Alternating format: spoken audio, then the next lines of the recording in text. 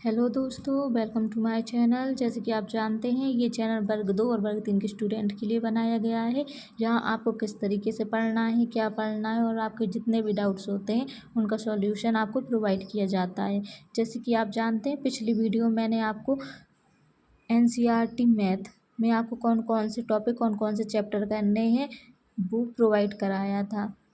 तो बच्चों की डिमांड थी कि ईवीएस और बाकी जो सब्जेक्ट हैं उनकी भी एनसीईआरटी के चैप्टर्स हमें प्रोवाइड कराए जाएं, बताए जाएं कि कौन कौन से चैप्टर उन्हें करने हैं। तो आज की वीडियो में ईवीएस के चैप्टर्स आपको बताने वाली हूँ जो आपके वर्ग 3 के सिलेबस के लिए इम्पोर्टेंट है और आपको केवल एक ही चैप्टर करने हैं। बाकी के जो चैप्टर हैं उनको पढ़ के आपका टाइम वेस्ट ही होगा, उनमें से क्वेश्चन नहीं आते। ये चैप्टर्स ही हैं जो आपके वर्ग 3 के सिलेबस के अंडर आपको देखने को मिलेंगे।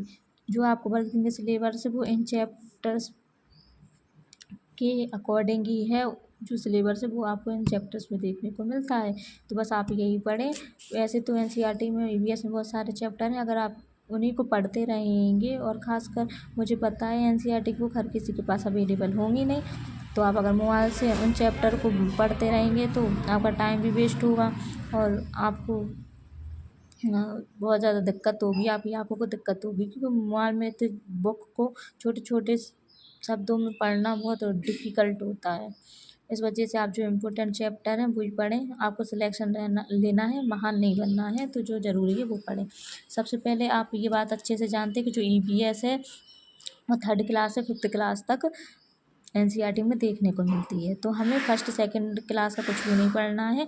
ईवीएस में जो हम पढ़ना स्टार्ट करेंगे वो 3rd क्लास से पढ़ना स्टार्ट करेंगे। तो 3rd क्लास में भी आपको सब कुछ नहीं पढ़ना है और 3rd क्लास में जो चैप्टर आपको पढ़ने हैं बस उनसे आपको थोड़ा बेसिक नॉलेज ले लेना है। उनसे कुछ वैसे ज़्यादा कुछ क्वेश्चन नहीं उठते हैं और बहुत ईजी चैप्टर हैं। आप जब पढ़ेंगे तो आप अगर नोट करना चाहेंगे तो आपको लगेगा कि यहाँ से तो कुछ इतना इम्पोर्टेंट नहीं है, फिर भी ये चैप्टर हैं जो सिलेबस से रिलेटेड है, आप इनको पढ़ लें। चैप्टर फर्स्ट है डार डर पर और ताल ताल पर।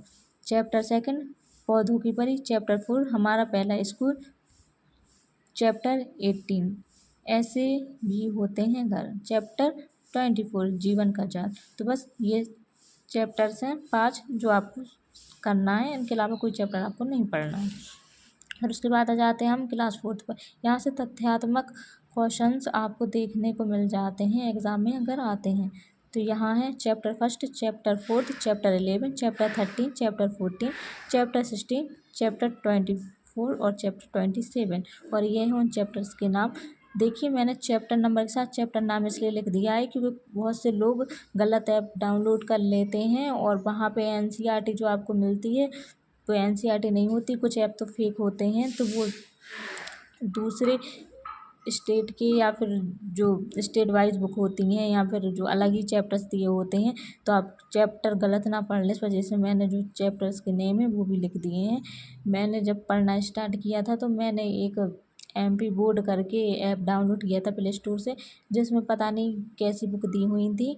उनमें ये सब मतलब चैप्टर्स नहीं थे, अलग ही था। फिर उसके बाद मैंने जो सही ऐप था वो डाउनलोड किया था और उस ऐप की जो लिंक है वो मैंने, मेरी एक वीडियो है उसमें मैंने किसी को कमेंट में शेयर की थी, तो जिसको भी मैंने वो शेयर की थी तो प्लीज़ वो इस वीडियो पे कमेंट कर दें और वो ही कमेंट में उसकी लिंक प्रोवाइड करवा दे बाकी लोगों को। मुझे याद नहीं है मैंने किसको की थी, या फिर आप मैं ही आपको वो ऐप की लिंक दे दूँगी। आप लोग प्लीज़ गलत ऐप डाउनलोड मत कीजिएगा। और ये रही 5th क्लास। यहाँ से ही परिभाषित प्रश्न दिखते हैं और सबसे इम्पोर्टेंट आपके लिए 5th क्लास की ही ईवीएस होती है। ये chapter first, chapter second, chapter 6, chapter 7, chapter 8, chapter 11, chapter 12, chapter 18, chapter 19 और सबसे ज़्यादा 11 चैप्टर सुनीता अंतरिक्ष में। ये इम्पोर्टेंट चैप्टर है तो इसको आप थोड़े अच्छे से पढ़ें। और आप जानते हैं कि 5th क्लास तक ही पर्यावरण होता है, लेकिन जब आपकी ईवीएस में वहाँ प्रश्न पूछे जाते हैं तो इतने ईजी पर्यावरण से रिलेटेड नहीं होते हैं। वहाँ पे आपको थोड़े ट्रिकी क्वेश्चन भी देखने को मिलते हैं जो आप अलग से पढ़ ही रहे होंगे किसी न किसी बुक से। तो इसलिए जो बाकी के प्रश्न होते हैं वो ज़्यादातर आपको भूगोल ज्योग्राफी से देखने को मिलते हैं। तो ज्योग्राफी आप जानते हैं 6th क्लास से स्टार्ट हो जाती है। तो 6th क्लास में जो आपका सिलेबस में टॉपिक दिया हुआ है उससे रिलेटेड ये चैप्टर्स हैं। तो आपको सिर्फ 6th क्लास के ये चारों चैप्टर पढ़ने हैं।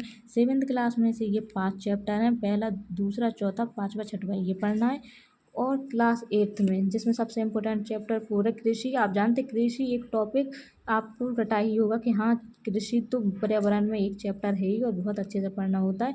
और पहला, दूसरा, तीसरा, चौथा लाइन से 8th क्लास में। तो बस पर्यावरण के लिए एनसीईआरटी में पूछा जाए तो आपको इतना ही पढ़ना है। इतना पढ़ने के बाद पर्यावरण के लिए आपने कोई बुक ली होगी, बुक से पढ़ें और जिस टीचर से पढ़ते हैं इतना पढ़ें, इतना इनफ होगा।